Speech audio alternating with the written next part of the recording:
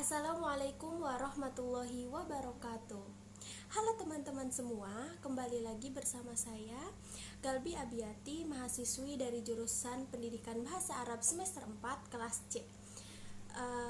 Pada kesempatan kali ini saya kembali akan membahas sebuah materi pada mata kuliah metodologi pengajaran bahasa Arab. Nah, untuk pada video kali ini, materi yang akan saya bahas yaitu mengenai metode gramatikal terjemah. Nah, untuk apa saja yang akan dibahas pada materi metode gramatikal terjemah ini, yaitu ada latar belakang kemunculan metode, ada landasan teori metode, karakteristik metode, tujuan metode, dan juga implementasi. Nah, implementasinya ini ada peran guru, peran murid, dan kedudukan materi atau bahan ajar. Nah, sangat menarik ya teman-teman untuk bahasan materi kita pada kesempatan kali ini.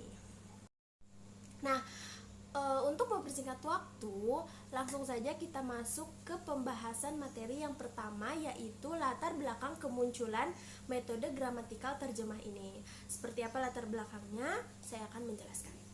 Metode gramatika terjemah ini merupakan hasil karya dari pemikiran beberapa orang sarjana Jerman, yaitu ada Johann Seiden Stracker, dan juga ada Karl Plotz, ada H.S. Ollendorff, dan yang terakhir ada Johann Meidinger. Nah, itu teman-teman. Metode ini cukup mendominasi pengajaran bahasa asing di daratan Eropa di tahun 1840 hingga 1940-an, teman-teman. Metode ini merupakan pencerminan yang tepat dari cara bahasa-bahasa Yunani kuno dan Latin-Latin yang diajarkan selama berabad-abad. Kurang lebihnya seperti itu untuk latar belakang. Nah, kita lanjut ke pembahasan selanjutnya, yaitu landasan teori metode gramatika terjemah. Metode ini berlandaskan pada dua teori dilihat dari pengajaran bahasa, yaitu teori tradisional dan teori struktural. Kedua teori ini memiliki sudut pandang yang berbeda dari segi bahasa. Nah, untuk teori tradisional menekankan adanya suatu kata bahasa semesta atau al-qawaid al-alamiyah atau universal grammar. Teori ini juga memandang bahwa bahasa yang benar adalah menurut para ahli bahasa, bukan dari penutur aslinya. Sedangkan teori struktural menekankan bahwa struktur bahasa di dunia ini tidak sama.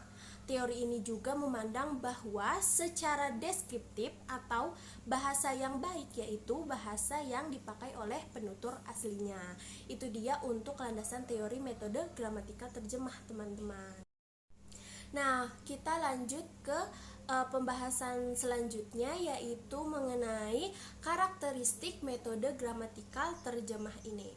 Nah, untuk karakteristik metode gramatika terjemah ini, kurang lebih saya akan menyebutkan 11 karakteristik, teman-teman. Apa saja? Saya akan menyebutkannya. Oke, yang pertama itu materi pelajaran terdiri atas buku, nahwu, kamus atau daftar kata atau teks bacaan. Yang kedua, tata bahasa disajikan secara deduktif. Yang ketiga, kosakata disajikan dalam bentuk kamus dwi bahasa atau kosakata beserta terjemahnya.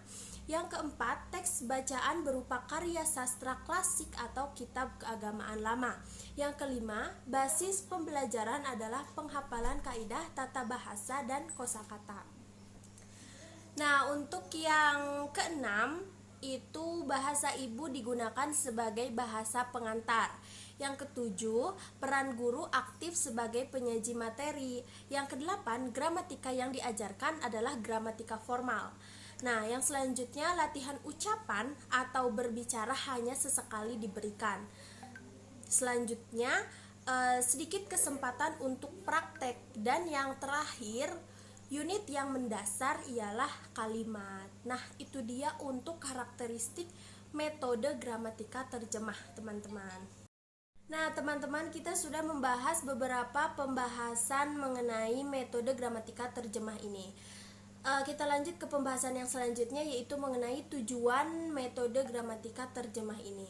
Untuk tujuannya saya menemukan 3 tujuan, teman-teman. Yang pertama, agar peserta didik pandai dalam menghafal dan memahami tata bahasa.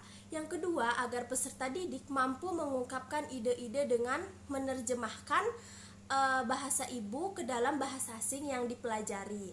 Dan yang ketiga, agar peserta didik mampu memahami teks bahasa dengan menerjemahkannya ke dalam bahasa sehari-hari ataupun sebaliknya. Seperti itu untuk tujuan dari metode gramatika terjemah ini. Nah, teman-teman, kita masuk ke pembahasan yang terakhir, yaitu implementasi metode gramatikal terjemah ini. Bagaimana peran guru, bagaimana peran siswa, dan seperti apa kedudukan materinya. Yang pertama yaitu peran guru. Guru berperan aktif dalam pembelajaran. Jadi guru tersebut itu sangat berperan aktif dalam pembelajaran materi, serta guru harus menguasai gramatikal tata bahasa secara keseluruhan, teman-teman. Seperti itu. Kita lanjut ke peran siswa. Siswa berperan hanya sebagai peserta didik yang menerima materi dari guru secara pasif. Dan yang terakhir ada kedudukan materi. Nah, kedudukan materi itu berkedudukan sebagai penunjang pembelajaran sekaligus menjadi referensi untuk pengajar pada sebuah proses pembelajaran. Seperti itu, teman-teman, untuk implementasi metode gramatika terjemah ini. Oke, teman-teman, kita sudah membahas semua materi mengenai metode gramatika terjemah ini. Untuk selanjutnya saya akan menampilkan sebuah video simulasi pembelajaran mengenai metode gramatika terjemah ini. Mungkin untuk materi yang saya sampaikan dicukupkan.